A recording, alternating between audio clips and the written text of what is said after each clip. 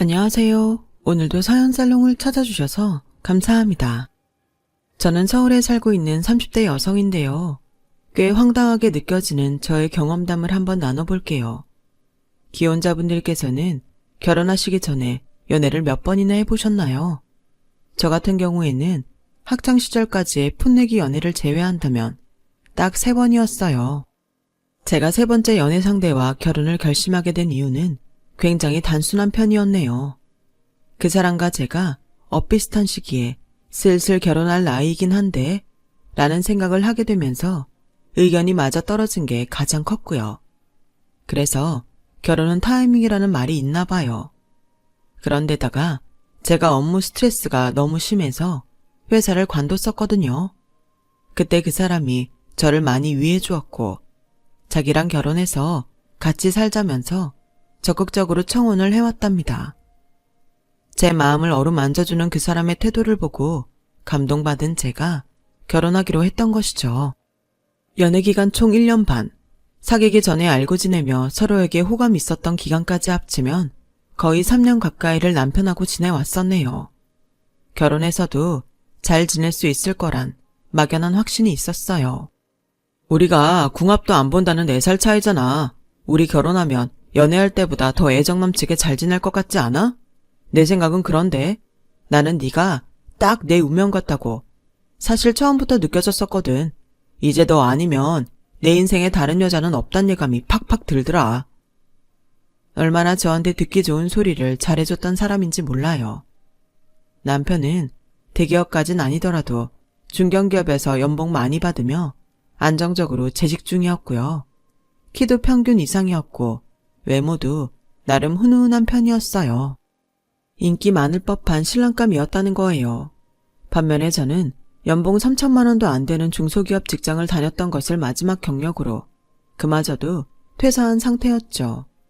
남편보다 제가 연하이긴 해도 객관적으로 되게 어린 나이도 아니었는데요. 그렇다면 저의 얼굴이나 몸매가 여신이냐고요? 셀카 말고 남이 찍어준 제 사진을 보면 늘 겸손한 마음을 갖게 됐으니 여신과는 거리가 멀었죠. 그럼에도 남편 정도의 스펙이 되는 남자가 저한테 결혼하자고 청했던 이유를 꼽자면 당시에는 사랑이라고 생각했었으나 지금 돌아보면 제가 너무 순진했네요. 제 배경을 필수로 설명드려야 할 것 같은데 저는 서울 토박이에요. 친가 쪽 친척들이 대다수 송파 강남에 몰려 있었어요. 가정 환경이 유복한 편이었고요. 대학은 그냥 서울 소재의 4년대 대학교 중에서 대략 중간 정도 되는 곳을 나왔어요. 솔직히 학창시절에 공부를 그다지 안 했었어요. 저는 어렸을 때부터 정신이 좀 산만하다는 어른들 말씀을 종종 들어왔던 아이였고 중학교 1학년 때 수학을 진작 포기한 수포자였으며 시험 성적이 개판나도 가슴이 아프기보단 이제 시험 끝났으니까 친구들이랑 노래방 갈 생각에 가슴이 두근거리는 학생이었거든요. 공부머리가 원체 없었고 그나마 집에서 지원을 열심히 해주었으니까 인서울 4년제에 갈 수 있었던 거예요. 대학 가서는 입시와 공부 형태가 달라지니까 어영부영 힘들게 강의 진도를 따라가기 급급했죠. 그런데 3학년이 되니까 저랑 같이 놀러 다니던 친구들이 슬슬 어학원에서 여가 시간을 보내고 자격증 학원 다니면서 취업 준비에 매진하더라고요. 갑자기 불안해졌던 저는 부모님께 뭐라도 스펙을 쌓고 싶다며 부탁을 드렸어요. 부모님께서는 저를 미국으로 유학 보내주셨죠. 큰이모께서 미국에 살고 계시기 때문에 그쪽 지역으로 가서 지냈고요. 유학이라고 해봤자 그냥 관광이나 실컷 하면서 다운타운에 있는 어학원에 다니는 게 전부였어요. 그런데 저는 미국 경험이 쌓였으니 제가 대단한 사람이 된 줄 착각했었죠. 한국 돌아와서 대학을 졸업했는데 취업시장이 제가 예상했던 것과 많이 다르더군요. 저는 위로 오빠 2명이 있는데 둘 다 대기업 다니다가 잘난 인연 만나서 결혼하는 걸 봤기에 당연히 저도 그렇게 살 줄로만 알았어요. 그런데 저는 오빠들처럼 명문대 출신도 아니고 좋은 성적표도 안 갖고 있었던 것을 간과했었던 거죠. 1차 서류 심사에서 줄줄이 떨어지는 걸 보면서 충격을 받았는데 그때 작은 오빠가 저한테 그랬어요. 와, 너는 진짜 집안의 수치다, 수치. 머리도 나쁜데 노력까지 하네. 이건 뭐 그냥 가족들한테 빨대 꽂고 편하게 살고 싶다는 말을 대놓고 하는 거나 다름없는 거지. 너는 어렸을 때부터 지금까지 제대로 뭐 하나 할 줄 아는 게 없냐? 그러기도 쉽지 않겠다. 부모님께선 저한테 그런 식으로 잔소리를 하신 적이 한 번도 없었기에 그날 작은 오빠의 촌천살인에 제가 큰 충격을 받았어요. 얼마 후 오랜만에 고등학교 동창들을 만나서 놀았는데 작은 오빠한테서 제가 심한 소리 들어서 속상했다고 제가 그 얘기를 하니까 동창 중 한 명이 저를 흘겨보면서 이렇게 말했어요. 인터넷에서만 보던 부모 등골 빨아먹는 쓸모없는 자식 새끼가 내 주변에도 있었구나. 뭐? 너 그게 무슨 말이야? 너 지금 내가 우리 엄마 아빠 등골 빨아먹는다고 생각하는 거야? 내가 취업만 하면 다 해결될 일인데 알지도 못하면서 함부로 말하지 마. 그 취업 준비만 1년 넘게 하고 있는 게 대단해서 그래. 남들 같았으면 1년을 꽁으로 못 보내. 너는 부모 덕 잘 봐서 등골 빨아먹으면서 편하게 놀고 있는 거잖아. 내 말이 틀려? 네가 부모 잘 만나는 행운을 누리지 않았으면 지금쯤 마음 급하고 돈이 급해서 어디 콜센터라도 들어가서 한 달 180 받고 일하고 있었겠지. 시간이 지나도 그 동창의 말투, 눈빛이 안 잊혀지네요. 알고 보니까 그 동창이 고등학교 졸업 직전에 가세가 확 기울어서 대학 재학 내내 힘들게 지냈고 집안 빚 갚느라 허덕이며 살고 있다고 다른 친구가 나중에 저한테 알려줬죠. 그러니까 그 동창의 눈에는 제 팔자가 너무 편해 보여서 싫었던 거예요. 어쨌거나 멘탈이 한껏 약해져 있었던 저는 그 동창의 말에 큰 상처를 받았고 이것저것 조건을 재지 않고선 취업부터 해버렸어요. 솔직히 너무 적성에 안 맞았는데 다들 이렇게 사는 거구나 싶어서 참고 다녔었죠. 1년 버티다가 지인들 모임에서 회사 얘기를 꺼냈더니 다들 그런 미친 곳이 있냐면서 당장 그만두라고 하나같이 놀란 목소리를 내길래 퇴사했었고요. 그 첫 직장이 객관적으로 정신 나간 곳이었던 거예요.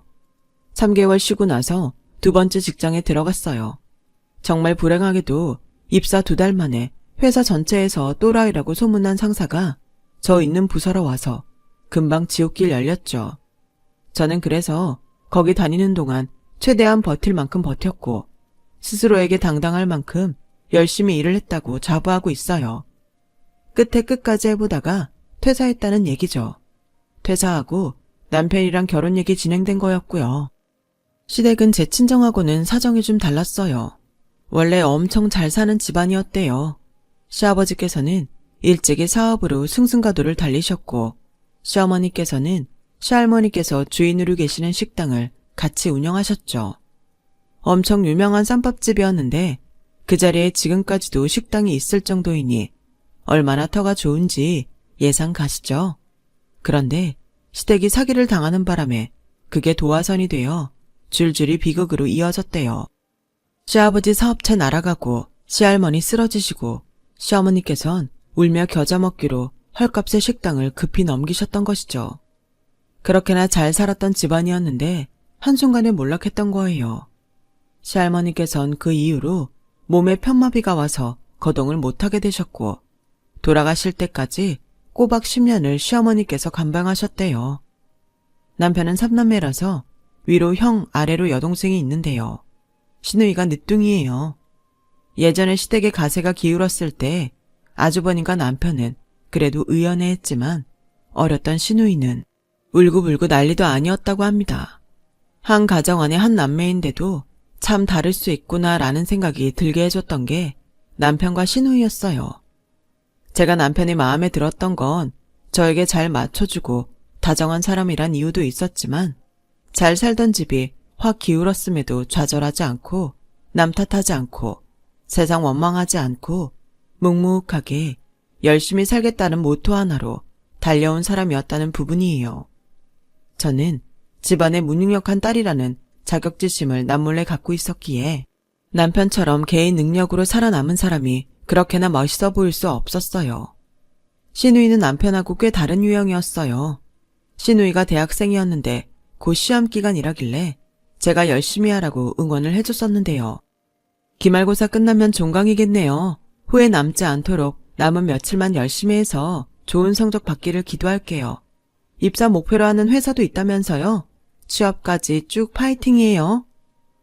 아, 네. 언니는 대학 다닐 때 공부 열심히 안 했으면서 남한테 말은 참 잘하시네요. 저보다 아래급 대학 나오시고 중소기업 전전하시다가 그것도 못 버텼는데 저는 JS틴의 가방 메고 언니는 샤넬 가방 매네요. 제가 원하는 곳에 취업해도 샤넬 가방은 힘들 것 같네요.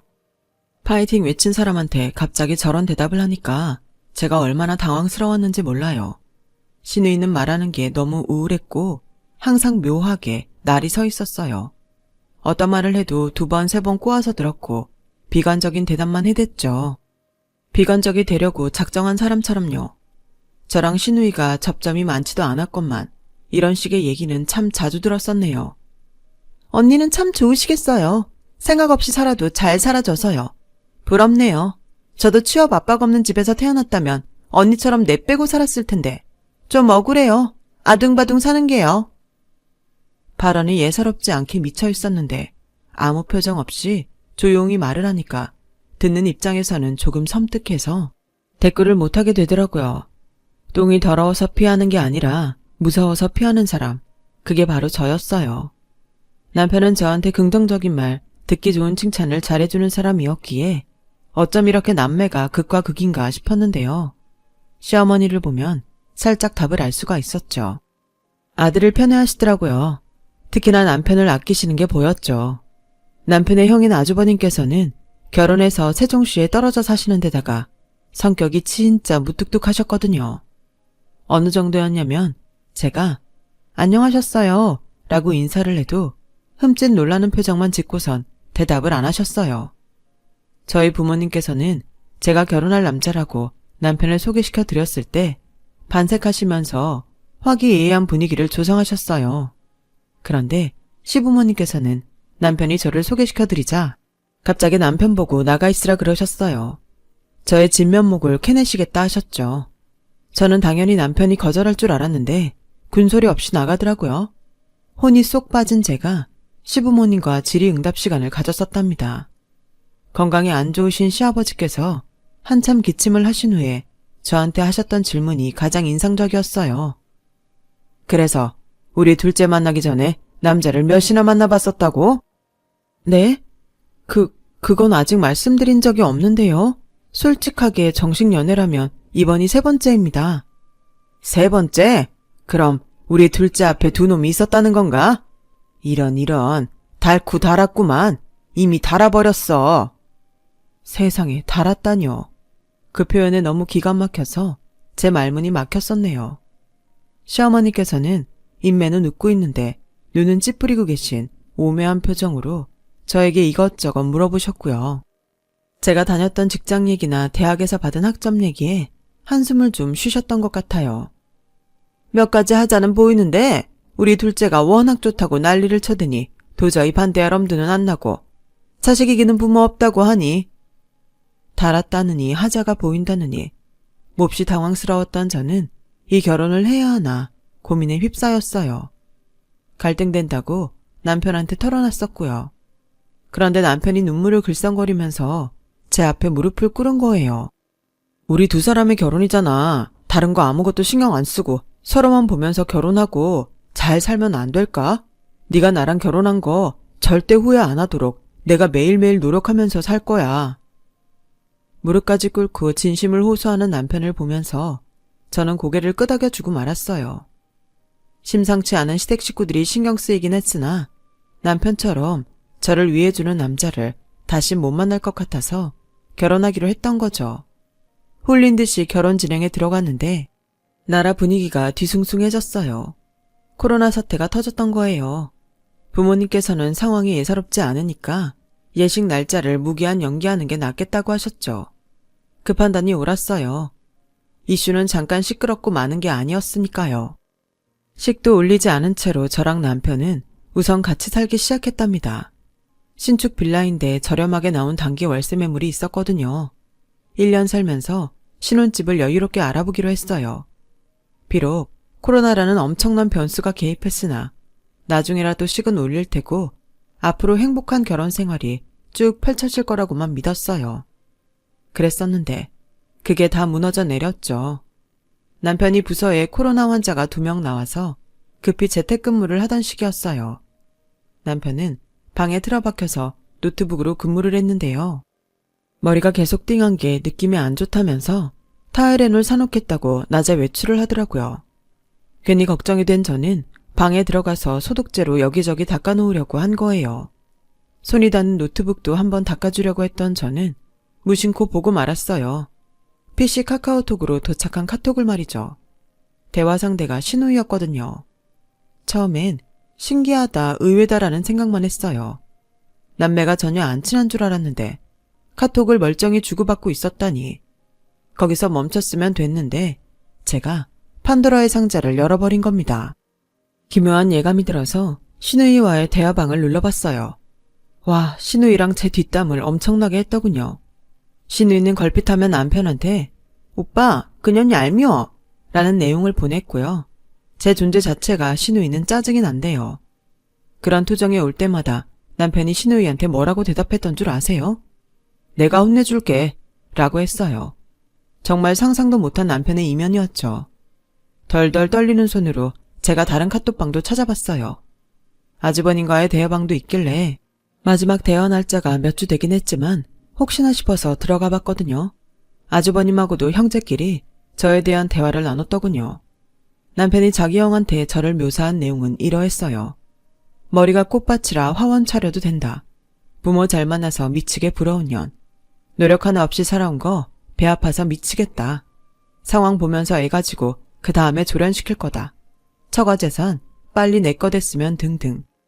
너무 끔찍했어요. 거기다 대고 아주버님께선 조언을 해주셨더군요. 남자가 미안한 척 반성하는 척만 해도 여자들은 마음 약해서 다 받아주고 넘어가니까 그런 연기 착실히 해라. 라고요. 그 대목을 보면서 정말 미치는 줄 알았네요. 자기네 집은 억울하게 망했는데 저희 집처럼 걱정 없이 유복하게 사는 집 보면 배알이 꼴린다고, 다 망쳐놓고 싶다고 형제끼리 대화를 나눈 거 보면서 제가 눈물을 꾹 참았습니다. 저희 아빠의 사촌 형 되시는 제가 큰아빠라고 부르는 분이 계신데요. 그분이 차를 새로 뽑았을 때 남편하고도 그 얘기를 나눴었는데 아주버님한테 남편이 아, 제발 사고나 났으면 이렇게 보내놓은 거 보고선 결국 눈물이 터졌지만요. 덜덜 떨리는 손으로 제 휴대폰 가져와서 노트북의 카톡 화면창을 간신히 사진 찍었고요. 증거 남겨놓고 방에서 나오는데 마침 남편이 귀가했어요. 약국 봉지 손에 들고선 아무렇지 않게 들어오던 남편이 착 가라앉은 표정으로 눈물을 닦고 있는 저를 보고 멈칫했죠. 제가 그 방에서 나왔고 노트북을 그대로 두고 갔었다는 것, PC 카톡이 켜져 있었다는 것, 그게 머릿속에서 금세 연결이 됐는지 남편이 손에서 약국 봉지를 놓쳤어요. 얼마나 찔르는 게 많았으면 그랬을까요? 차마 여기에다가 옮겨 적을 수 없는 수위에 저에 대한 욕설도 남편의 카톡에는 있었죠. 돌려 말하지 않을게. 나 다 봤어. 진짜 소름 돋고 미치게 무섭고 돌아버리기 역겨워. 그런데도 혹시 나한테 할 말 있어? 변명거리라도 있니? 오해하지 마. 일단 내가 다 미안해. 내가 다 잘못했어. 그런데 그건 그냥 허세였어. 으스대고 싶어서 마음에도 없는 소리를 했던 거야. 남편이 제 앞으로 다가와서 무릎부터 꿇었어요. 싹싹 빌더군요. 그 애절한 모습에도 남편의 카톡에서 본 내용들이 제 안을 소용돌이 쳐대서 저는 그냥 속이 안 좋았네요. 제가 손으로 이마 짚고선 가만히 소파에 앉아있는 동안 남편은 바닥에 엎어져서 흐느꼈어요. 진짜 흐느끼고 싶은 건 저였는데 말이죠. 내가 너한테 진심이 아니었다면 내 모든 행동이 나올 수는 없었을 거야. 그러니까 너는 나를 믿어야 돼. 남편이 눈물을 흘리면서 말하는 모습에 착잡해졌어요. 분명히 제가 사랑해서 부부가 되기로 한 남자가 맞는데 제 앞에 있는 사람이 바로 그 사람인데 판도라의 상자를 열어버린 그 10분도 안 되는 시간 때문에 너무나도 많은 것이 바뀌어버려서 내 남편의 눈물을 닦아줄 수 없게 된 현실이 그저 허무했죠. 신뢰라는 것, 그리고 배신이라는 것, 정말 처절한 것이더군요. 남편은 자기가 저를 엄청나게 사랑하고 있기 때문에 절대 헤어질 수 없다며 주장했어요. 코로나 때문에 외식하기 힘드니까 시댁에 들러서 밥 먹으라고 시어머니께서 연락을 주셨길래 저는 거절했죠. 시간 내기 어렵다는 핑계를 댔어요. 그랬더니 저한테 대뜸 욕을 하시더라고요. 인성교육도 덜 됐냐? 어른이 부르면 네 알겠습니다 하고 군말 없이 와야지.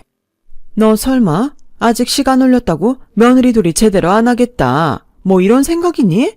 한 번만 더 건방지게 굴면 결혼 없던 걸로 해버릴 줄 알아라. 내가 못할 줄 알고 네가 까부는 게 분명하구나. 네가 우리 집안을 얼마나 우습게 깔보는지 내가 다 짐작하고 있어.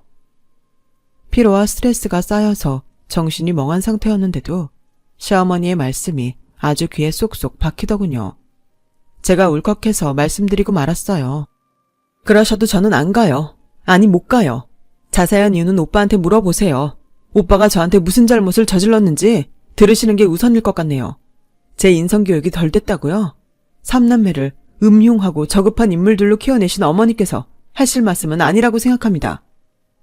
그러자 시어머니께서 꽤 비명을 지르시더니 쌍욕을 내뱉으셨고 저는 전화를 끊어버렸어요. 제발 용서해달라고 그날도 남편이 빌어대길래 내 모친부터 해결해라 라고 해줬네요.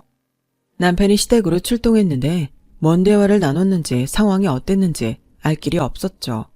저희 아빠가 밀접 접촉자가 되셔서 격리하며 지내실 때라서 제가 차마 남편하고 이러이러하게 됐다는 말을 친정에다가 바로 못하겠더군요. 며칠 동안 저는 남편을 무시했고 남편은 애절하게 저를 쳐다보는 나날이었어요. 그런데 시어머니께서 저에게 용건이 있으시다면서 따로 보자고 하시더라고요. 저는 당연히 남편 일로 저한테 사과를 하신다거나 아무튼 저의 이해를 구하실 거라고 예상했었죠. 그 상황에서 제 입장에 놓였다면 누구라도 그런 식으로만 생각이 됐을 거예요. 하지만 시어머니를 따로 뵌 자리에서 저는 예상을 완전히 빗나가는 기가 막힌 이야기를 들어버렸어요. 내가 가만히 생각을 해봤는데 말이다. 네가 너무 맹한 것 같더구나. 학점이 3점 초반대인 건 너무한 거 아니니? 그리고 요새 아가씨들이 얼마나 큰데 너는 키도 별로 안 크잖아. 공부머리랑 키는 엄마가 자식한테 물려줄 확률이 크거든. 그런데 내 미래의 손주가 우리 둘째가 아닌 너를 닮을 생각을 하면 너무 속상해서 벌써부터 내 가슴이 막 미어져. 시어머니께서 손으로 가슴을 퍽퍽 두드리면서 말씀하시는데 제 얼굴이 화끈거렸어요. 거리두기 정책이 시행 중이었기에 카페가 한적해서 망정이었네요. 누가 옆에서 엿들었다면 정말 창피했을 것 같아요. 어머니, 그래서 지금 말씀하시는 내용의 요지는 제가 오빠랑 갈라섰으면 좋겠다. 이 말씀이신가요? 말귀가 어둡지는 않아서 다행이구나. 네가 혹시 질척거릴까봐 내가 노파심에 다 일러주는 건데 우리 아들한테 붙여줄 새며느리감은 이미 내가 구해놨단다. 너만 얌전히 물러나주면 모두에게 잘된 일이지. 알고 보니까 시어머니께서는 당신의 지인을 통해서 괜찮은 여자를 소개받으셨었는데 마음에 드셨던 거예요.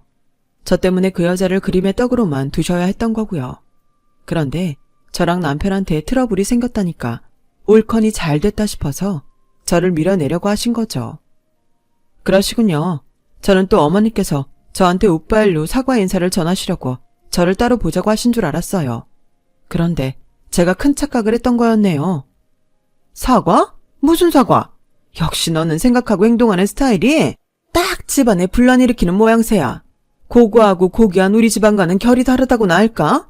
우리 집안이 비록 억울한 일에 휘말려 잠시 주춤하고 있다고 하지만 과거의 영광이 아직도 빛을 발하고 있다는 것을 네가 분명히 알아야 할 것 같구나. 네, 알겠습니다. 어머니께서 이렇게 나오시는데 저도 더 이상 오빠를 참아줄 이유가 없네요. 당장 정리할게요. 오빠가 저한테 들러붙지 않게 어머니께서 잘 해결해 주셨으면 합니다. 당연히 그렇게 해주실 거죠?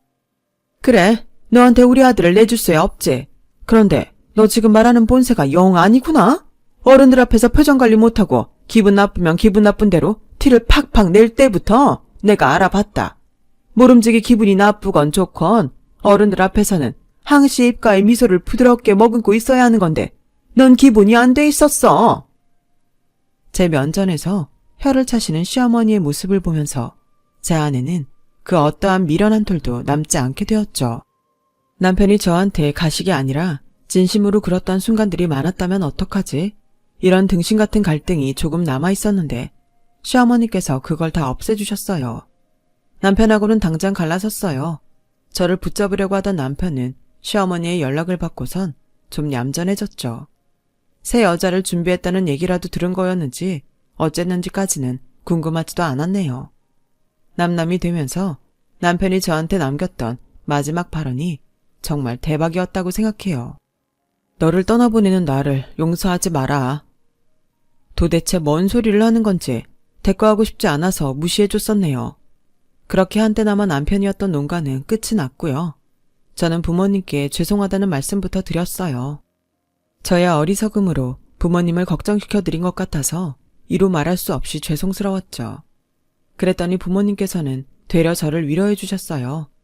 제가 상처받았을까봐 굳이 이런 말을 저에게 안 해주셨었지만 부모님이 시선에서 보는 저는 남의 말과 시선에 잘 휘둘리는 사람이었대요. 부모님께서는 은연중에 다 알고 계셨던 거예요. 엄마가 그러시더라고요. 항상 엄마 아빠가 네 뒤에 있다는 사실 절대로 잊지 말고 하고 싶은 대로 자유롭게 재미있게 네가 살았으면 좋겠어. 눈물 나올 만큼 감사했어요. 남의 눈치를 보면서 사는 게 아니라 제가 진짜로 원하는 걸 하면서 살고 싶어졌죠. 집에 빚이 있는 것도 아니고 아등바등 돈을 벌어야만 하는 상황도 아니라는 것이 저에게 얼마나 많은 여유를 가져다 줄 수 있는지 그제서야 깨달았네요. 행운이고 축복인 것을. 그때까지 저는 집안 수준에 비해 나는 왜 이렇게 못났을까 라는 생각에 사로잡혀서 잘 보지 못했던 거예요. 저는 캐릭터를 창조하고 그리는 걸 좋아했어요. 학창시절에도 교과서 모퉁이에 맨날 그런 걸 그렸었고요. 대학 전공은 상경계열이었는데 이게 취업하기 무난하다고 해서 선택했던 것일 뿐 저의 적성과는 관련이 없었어요. 진짜로 제가 좋아하는 건 바로 캐릭터 디자인이었죠. 드디어 적성을 찾아 움직인 저는 코로나 시기에 취업한 거라서 일단 재택으로 근무를 시작했어요. 돈이요? 얼마 안 됐어요. 그냥 아르바이트 잡기 하는 셈이라고 쳐야 마음이 편할 정도의 금액이었어요. 노동에 비하자면 너무 짠 금액이었는데 제가 하고 싶어 하는 걸로 몇 푼이나마 버는 게 너무 신기하고 좋더군요. 회사 사람들하고는 한 달에 2번 사무실에서 만났고요. 그런데 어느 날 회사 팀장님이 저한테 만나는 사람 없으면 자기가 남자 소개를 시켜주고 싶다고 그러시는 거예요. 제가 솔직하게 말씀드렸죠. 사실 제가 결혼식 직전까지 갔다가 어그러진 경험이 있어서요. 누구를 다시 쉽게 만난다는 게 어렵네요. 그런 일이 있었어요? 제가 소개시켜주려고 하는 녀석도 자기 여자친구가 양다리 걸치는 바람에 상처받아서 헤어지고 벌써 2년 넘게 연애 안 하고 있는데? 그런데 팀장님의 설명에 호기심이 생겼어요. 마스크 쓴 것보다 내리면 더 괜찮은 얼굴이라는 얘기를 듣고 나니까 너무 웃겨서 저도 모르게 한번 만나나 보겠다고 말을 해버렸죠. 그렇게 만난 인연이 지금의 제 남자친구예요. 저보다 2살 어리지만 생각하는 건 저보다 곱절은 성숙한 사람이에요. 같이 있으면 정말 재밌고요. 자기는 누나만 3명 있다고 하길래 제가 장난쳤었는데요. 그럼 너랑 결혼은 못하겠다. 시누이만 3이야? 하나도 힘든데 3? 절대 결혼 못하지. 막내 누나만 한국에 있고 큰 누나랑 둘째 누나는 미국에 살아. 그러니까 걱정 하나도 안 해도 돼. 누나 2명은 결혼해서 미국에 있다는 거예요. 무심코 미국 어디에 사냐고 물었다가 제가 깜짝 놀랐어요. 저희 큰 이모가 사시는 주였거든요. 한인 사회가 좁다는 걸 제가 잠시나마 체험해봐서 알기 때문에 누나들이 대략 어느 동네 쪽에 사는지도 물어봤네요. 그랬더니 누나 2명이 사는 동네는 달라도 같은 교회를 다닌다고 하더라고요. 왠지 느낌상 제가 아는 곳 같아서 찾아보니까 맞더군요. 심지어 예전에 남자친구가 자기 누나들이 사는 미국으로 놀러 갔었을 때 제가 그 동네에 있었다는 사실도 알게 됐죠. 남자친구는 그때 걸핏하면 다운타운에 가서 시간을 보냈었대요. 저는 그 다운타운에 있는 어학원을 다녔거든요. 중앙광장에서 샌드위치 먹는 게 취미였는데 남자친구도 거기 중앙광장에 매일 같이 갔었다고 하더군요. 저희는 서로의 존재를 당시에 몰랐을 뿐 이역만리 외국에서 한날 한씨 같은 공간에 여러 차례 있었던 거예요. 큰 이모한테 연락해서 남자친구 얘기를 해뒀는데요. 얼마 뒤에 큰 이모의 연락을 받았는데 알고 보니까 큰 이모랑 절친하게 지내는 카센터 주인 부부가 남자친구의 둘째 누나와 가까운 사이라고 하더군요. 와, 인연이라는 게 정말 신기한 형태로 얽혀있다는 생각이 들었어요. 그런 배경을 알고 나니까 남자친구랑 더욱 가까워졌고 금세 애틋해졌어요. 저희 연애가 한창 무르익어 갈 때였죠. 한때는 남편이라고 불러보았던 작자의 근황이 들려왔어요. 저랑 끝내고 나서 결국 자기 모친을 통해서 소개받은 여자랑 사귀었고 상견례까지 다 했는데 헤어졌다더군요. 그 후로 새로 만난 딴 여자랑 번갯불에 콩 구워 먹듯이 결혼했는데 8개월 살고 이혼했대요. 이쯤 되면 그놈의 특기는 빠른 결혼, 빠른 이혼이 아니었을까요? 아무튼 이혼하는 바람에 저한테 그 소식이 와닿았던 거죠. 그놈 결혼식에 갔었던 지인이 저한테 조심스레 연락을 하더니 이혼 얘기를 알려주더라고요. 차마 결혼 소식은 저한테 못 전해줬었는데 이혼 얘기라서 알려주는 거란 설명과 함께 말이죠. 그러거나 말거나 신경 안 쓰려고 했건만 이혼 소식 듣고 나서 2주 만에 웬 연락을 받았어요. 모르는 번호라서 받아봤더니 그놈이더군요. 느낌이 딱 취한 듯 했고요. 너 아직 결혼 안 한 거 알고 내가 미치게 속상해서 술 좀 마셨다. 역시 너밖에 없었는데 자기가 판단을 잘못했었다는 둥 헛소리를 실컷 늘어놓더군요. 인생을 돌아보면 내가 그때 왜 그랬지 하는 순간들이 반드시 있을 거예요. 저는 이때가 바로 그런 순간이었어요. 그놈의 한탄을 들으면서 머릿속으로는 내가 왜 이런 놈을 만났었지? 뭐에 씌었었나? 하는 의문만 가득했어요. 자정이 넘은 시간에 대뜸 전화해서 술주정. 진짜 못났다. 제발 입 닥치고 조용히 살아. 나는 네 사정 전혀 안 궁금하니까. 잠깐. 나는 너한테 궁금한 게 있어. 내가 어쩌다 얘기를 하나 들었는데 너 건물주 된다며? 너 그거 사실이야? 진짜야? 그걸 누구한테 들었어? 어느 정도는 사실이야. 내가 굳이 크게 티를 안 냈었는데 우리 집 네가 알고 예상한 것보다 훨씬 잘 살거든. 그게 사실이라고? 건물주? 네 나이에? 서울에서? 야, 너는 왜 그걸 나한테 진작 말을 안 했었냐? 그랬다면 내가 안 그랬지? 와, 나 진짜 미쳐버리겠네.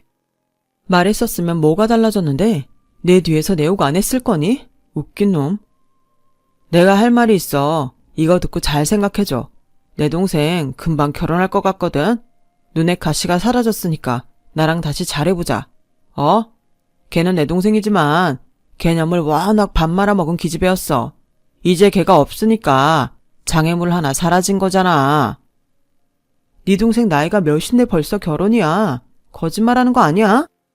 아니야, 진짜야. 망할 기집애가 남자친구 생긴 것 같더니만 만난 지 5개월 만에 임신했다고 엊그제 울고불고 집에 와서 난리쳤다. 결혼시켜달라고 엄마한테 지랄하더라. 잠시나마 제 시누이였던 걔가 임신을 했다고 하더군요. 한마디로 사고친 거였죠. 심지어 남자 쪽은 아직 군대도 안 간 어린 나이라고 했어요. 우리 엄마 골 아프시다고 들어 누우셨어. 아버지는 입원하셨고 네가 돌아와야만 두 분이 다 털고 일어나실 것 같다. 우리 엄마가 얼마나 너를 그리워하시는지 말도 못해. 최고의 며느리감이었던 너를 괜히 놓쳤다면서 얼마나 후회하시는지 몰라. 이제 다 네 편이야. 너에게 최적의 환경이 조성되어 있어. 그러니까 나한테 다시 와라.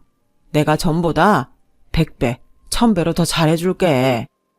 듣자 하니까 개소리가 정도를 모르고 진지해지네. 술 취해서 그래. 내가 미쳤니? 나 만나는 사람 있어. 결혼 계획도 있고. 뭐? 남자가 있다고? 어떤 새끼야? 감히 나보다 잘났냐? 너보다 어리고 너보다 키도 커. 그냥 너보다 모든 게 다 커. 그러자 그놈이 울더군요. 숨 넘어가게 꺼이꺼이 울더니 돌연 울음소리를 딱 멈추고선 노래를 흥얼거렸어요. 그것도 사랑 노래를요. 부르는 걸 듣고서 진짜 등줄기에 소름이 쫙 돋아났습니다. 제 이름을 넣어서 개사까지 시도하길래 전화 끊고 나서 바로 그 번호 차단해버렸어요. 다행히 저한테 다시 연락해오진 않았는데요. 지인한테 몇 번이나 그놈이 연락했었대요. 제가 진짜 연애 중인지 아닌지 계속 캐물었다고 하더군요. 자기를 떼어놓기 위해 제가 연기하는 거 아니냐고 의심했대요. 그 지인도 짜증나서 둘이 곧 결혼할 것 같더라고 홧김에 대답했더니 그때부터는 연락을 안 하더래요. 인연에 가짜 진짜라는 수식어를 붙이는 것도 웃기긴 하지만 가짜 인연을 떠나보내고 제가 비로소 진짜 인연을 만난 것 같아서 행복하답니다. 여러분 인생에도 가짜처럼 느껴지는 인연과 진짜처럼 느껴지는 인연이 따로 있으신가요? 지금까지 제 이야기를 들어주셔서 고맙습니다. 모두 행복한 인연과 사시길 기도합니다. 여러분, 사연 댓글에 응원과 현명한 조언 부탁드려요. 좋아요와 구독은 저에게 큰 힘이 됩니다. 오늘도 좋은 일 가득하세요.